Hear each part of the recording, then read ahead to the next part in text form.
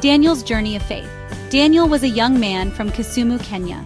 Born into a humble family, he grew up selling mangoes by the roadside to help his mother. Life was already tough, but it became worse when his father abandoned the family. Daniel, though bright and full of dreams, often felt crushed by poverty and disappointment. Still, Daniel held on to one thing: his grandmother's words. Daniel, never forget God is faithful. Even when life breaks you, he will build you again. When Daniel finally saved enough money to open a small tailoring shop, he trusted his best friend Peter to partner with him. At first, the shop was buzzing. Orders for school uniforms and dresses came in steadily.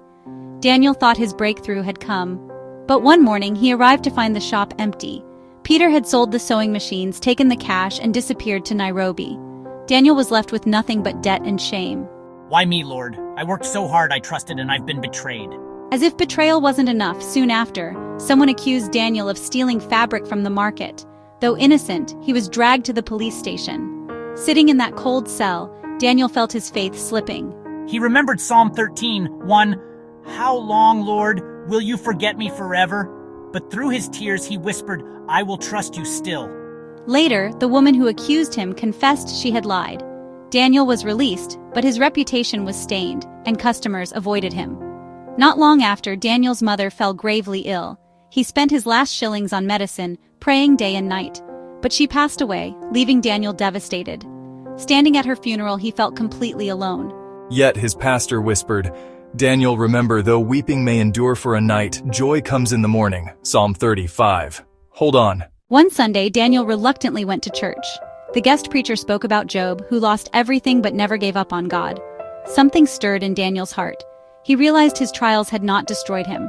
They had pushed him closer to God.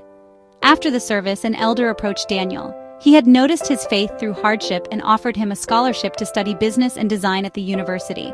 Daniel accepted, seeing it as God's hand at work. Years later, Daniel graduated with honors and received a grant to start a modern fashion and tailoring center. Instead of keeping the blessing to himself, he trained struggling youth in Kisumu, giving them skills to earn an honest living while also sharing his faith. One day, standing before his apprentices, Daniel lifted his voice.